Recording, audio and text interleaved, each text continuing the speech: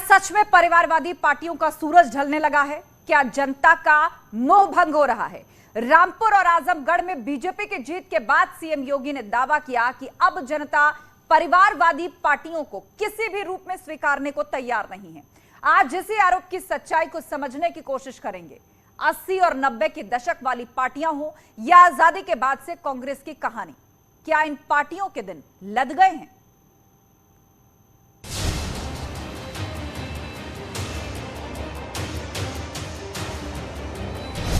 आजादी के बाद राजनीति और परिवारवाद, क्या देश में अब राजनीतिक माहौल बदल गया है? क्या देश में पीढ़ी दर पीढ़ी चलने वाली राजनीति से जनता मुक्ति चाहती है? क्या बाप के बाद बेटे को सत्ता ट्रांसफर करने के खेल को जनता समझ गई है? ये सवाल इसलिए है कि रामपुर और आजमगढ़ लोकसभा उपचुनाव के बाद सीएम योगी ने गंभीर आरोप लगाते हुए बदली हुई राजनीति की बात की। अब परिवारवादियों, जातिवादियों, सांप्रदायिक उन्माद को भड़काने वाले पेशेवर माफिया और आपराधिक प्रवृत्ति के तत्वों को प्रश्रय देने वाले राजनीतिक दलों को किसी भी प्रकार से स्वीकार करने को तैयार नहीं है। ऐसा नहीं है कि पहली बार परिवारवाद पर बीजेपी ने आरोप लगाया है। सीएम योगी इससे पहले भी कई बार राजनीति को परिवारवाद के चंगुल से छुड़ाने का जिक्र कर चुके हैं। कैसे दल के लिए देश को दांव पर लगाने की राजनीति देश के अंदर चल रही थी, ये आपने देखा होगा 2014 के पहले भी और उत्तर प्रदेश में 2017 के पहले भी। पीएम मोदी ने भी कई बार कांग्रेस, समाजवादी पार्टी, आरजेडी के पारिवारिक राजनीतिक स्टाइल पर कड़ा प्रहार किया है। मुलायम सिंह के परिवारवाद पर उन्होंने एक इंटरव्यू में कहा, 25 साल की उम्र के करीब करीब सभी व्यक्ति को चुनाव लड़ने का मौका दिया गया है। क्या ये परिवारवाद का लोकतंत्र के लिए खतरा है? इसलिए मैं कह रहा हूं। जब बीजेपी ने सवाल उठाया तो विपक्ष ने भी सवाल पूछे। बीजेपी के परिवारवाद पर सवाल किए गए।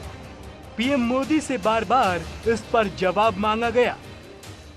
एक परिवार से अनेक लोग जनता के बीच में जाएं, एक परिवार से 2 लोग जाएं, 3 लोग जाएं और जनता उनको चुनाव करके भेजे, वो एक राजनीति का पहलू है। लेकिन दूसरा, एक परिवार के लोग ही उस पार्टी के अध्यक्ष बने, उस पार्टी के ट्रेजरर बने, उस पार्टी का पार्लियामेंट्री बोर्ड बने।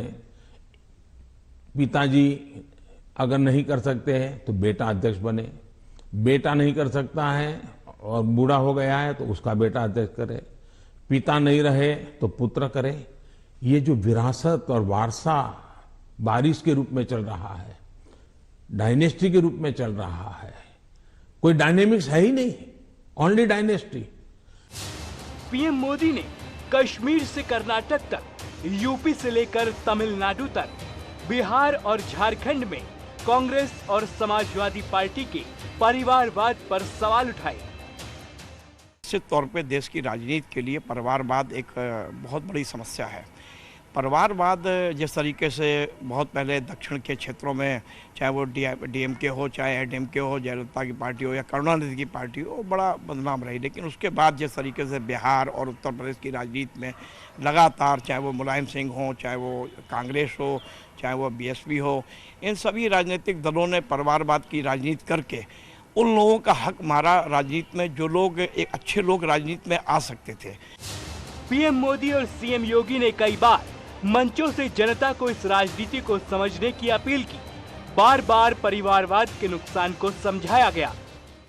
परिवारवाद से सबसे बड़ा नुकसान एक समाज का ये हुआ कि राजनीति में अच्छे लोगों का आना संभव नहीं हुआ, क्योंकि ये सब बड़े राष्ट्रीय दल या क्षेत्रीय दल ये अपने ही परिवार को लेके लगातार फोकस करते रहे और उन्हीं को टिकट दिया, चाहे वो नगर निकाय से लेके और सांसद तक के चुनाव में। एक परिवार तो समाजवादी पार्टी का ऐसा परिवार था कि जिसके एक समय करीब 28 पदाधिकारी थे। तो क्या इसी वजह से कि सीएम योगी के मुताबिक जनता अब परिवारवाद से मुक्ति चाहती है। क्या सचमुच परिवारवाद की राजनीति पर अब पूर्ण विराम लगने वाला है? आखिर इन दावों के पीछे आधार क्या है?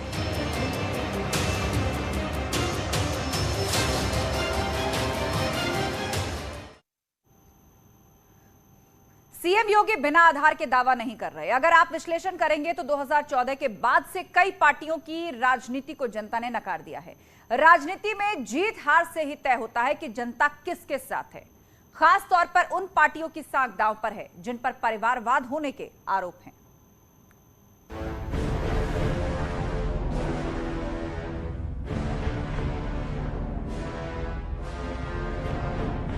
प्रधानमंत्री नरेंद्र मोदी जी सही मायने में देश के राजनीतिक एजेंडे को उन्होंने बदला।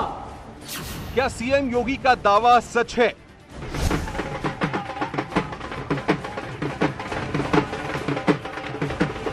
जो देश की राजनीति 1947 में जाति, मत, मजहब, क्षेत्र, भाषा और परिवार और वंश तक सीमित थी, प्रधानमंत्री मोदी जी ने उसे गांव के लिए, गरीब के लिए, विकास सबका लेकिन तुष्टीकरण किसी का नहीं।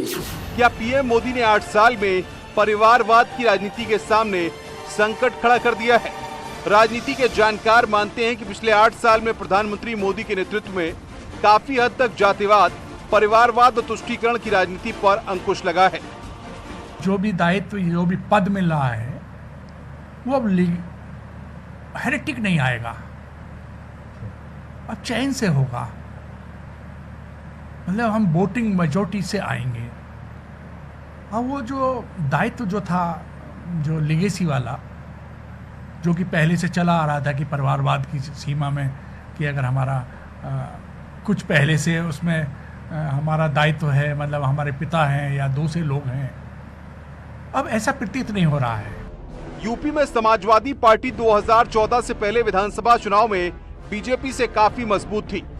1988 से 2007 तक मुलायम सिंह यादव 3 बार मुख्यमंत्री बने। 2012 में मुलायम सिंह ने बेटे अखिलेश को मुख्यमंत्री बनाया।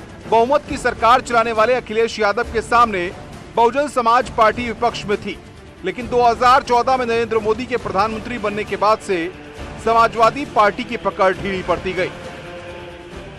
और हमेशा जब विचारधाराओं पर राजनीतिक दल अपनी राजनीति करते हैं तो निश्चित रूप से वो स्थायी होते हैं। जब किसी परिवारवाद के नाम पर राजनीति होती है उसका जीवन अस्थायी होता है।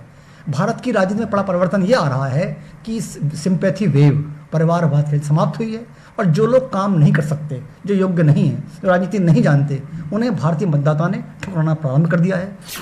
2014 लोकसभा चुनाव में बीजेपी ने परिवारवाद का मुद्दा उठाया। कांग्रेस और समाजवादी पार्टी के परिवारवाद पर प्रहार किया। नरेंद्र मोदी ने परिवारवाद से मुक्ति के लिए अपील की और इसका नतीजा चुनाव में दिखा।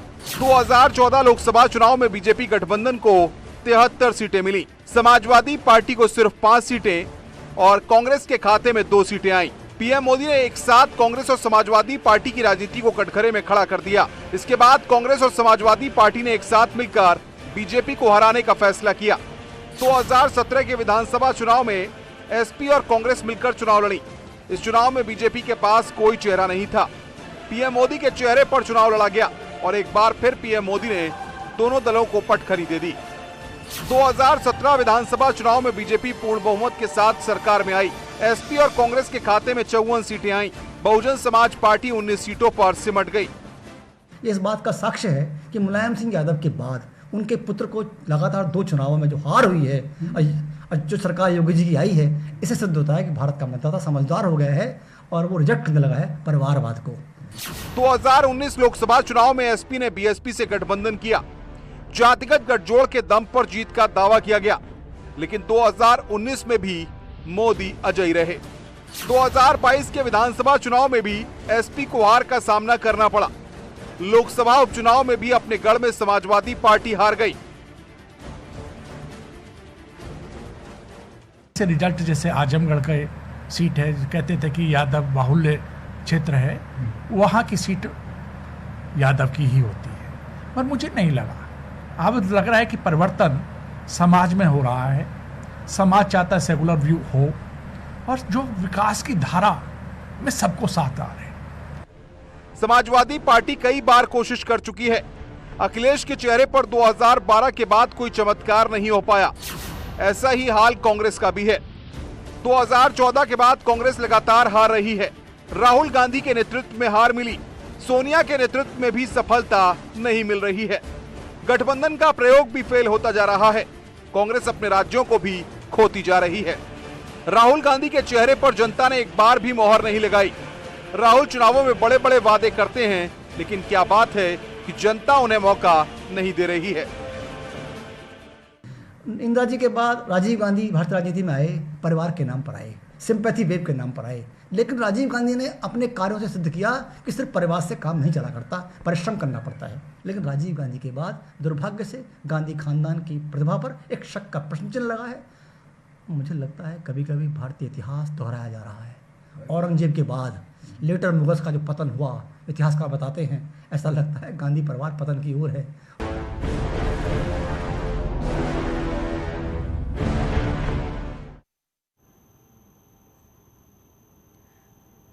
और रुकेंगे एक ब्रेक के लिए, जल्द होंगे हाजिर, कहीं मत जाइएगा।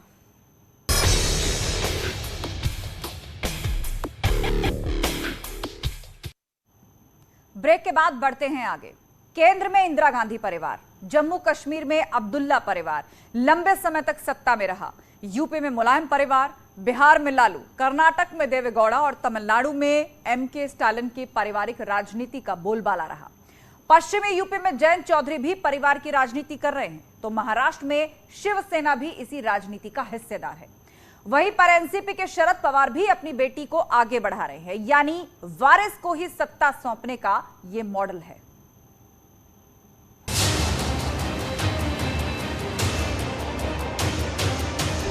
बिहार और परिवारवाद की राजनीति। बिहार की राजनीति में लालू प्रसाद की राजनीति का लंबे वक्त तक असर रहा। 10 मार्च 1990 को लालू प्रसाद यादव पहली बार मुख्यमंत्री बने। उस वक्त जनता दल का चेहरा था। उनके साथ नीतीश कुमार जैसे नेता थे। 1995 में लालू प्रसाद यादव दोबारा मुख्यमंत्री बने। इस बार खुद की पार्टी राष्ट्रीय जनता दल के बैनर तले चुनाव लड़े थे। इस कार्यकाल के दौरान ही चारा घोटाला मामले में उन्हें पद छोड़ना पड़ा। उस वक्त के नेताओं को लगा कि लालू प्रसाद यादव किसी और को मुख्यमंत्री बनाएंगे, लेकिन ऐसा नहीं हुआ।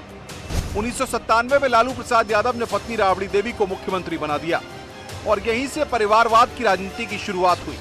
जेल में रहने के दौरान राबड़ी देवी सत्ता संभालती थी, लेकिन 2005 में बीजेपी और नीतीश कुमार के गठबंधन ने लालू को सत्ता से बेदखल कर दिया। तब से लेकर अब तक आरजेडी का कोई मुख्यमंत्री नहीं बन पाया। 2015 में नीतीश और लालू साथ आए। जीत के बाद लालू प्रसाद यादव ने अपने छोटे बेटे तेजस्वी को डिप्टी सीएम बनाया, तो बड़े बेटे तेज प्रताप को हेल्थ मिनिस्टर, और पार्टी की कमान भी बेटों के हाथ में ही दे दी। कांग्रेस के साथ लालू प्रसाद यादव की राजनीति चल रही है, लेकिन सत्ता का सुख नहीं मिल रहा है। बीजेपी के गठजोड़ ने बिहार में भी परिवारवाद के मुद्दे को तूल दे दी है। सही बात है कि नरेंद्र भाई दामोदर दास मोदी जी के आने से निश्चित तौर पे परिवारवाद को जनता ने नकारना शुरू कर दिया है। परिवारवाद से राजनीति करने वाले लोग हाशिए पे आ गए हैं।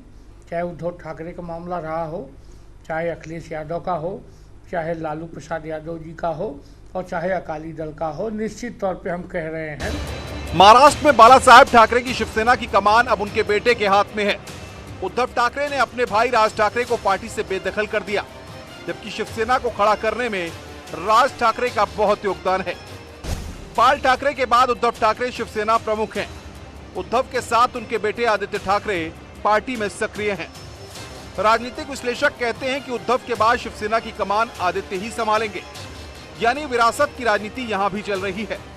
मुझे कभी कभी लगता है कि आने वाला समय बहुत अच्छा नहीं है उन लोगों के लिए जो परिवार की राजनीति कर रहे हैं। पंजाब में अकाली दल की साख गिरती जा रही है। अकाली दल से निकले नेताओं पर विपक्ष का आरोप है कि अकाली दल अब सिर्फ बादल परिवार की पार्टी रह गई है। पार्टी में परिवारवाद इस कदर हावी है, जो भी नेता बादल परिवार के खिलाफ आवाज उठाता है उसे पार्टी से निकाल दिया जाता है। बीजेपी के परिवारवाद के आरोपों पर कांग्रेस समेत कई पार्टियां मुद्दों को भटकाने का आरोप लगाती हैं। मोदी सरकार 2014 से जब से देश में सरकार आई है, तमाम सारे जनहित मुद्दों को ध्यान हटाकर वो ऐसे मुद्दों पर हटाती है जो हमारा इतिहास रहा है। सवाल इस बात का है कि आखिर मोदी सरकार जनहित मुद्दों पर क्यों नहीं काम करना चाहती है। महंगाई के मुद्दे पे, बढ़ती हुई गरीबी के मुद्दे पे और अत्याचार और अपराध के मुद्दे से लोगों का ध्यान भटकाना। भारतीय जनता पार्टी बार बार इसी तरीके की कारनामे करती रहती है जिससे कि मुख्य मुद्दे से लोगों को हटाया जाए।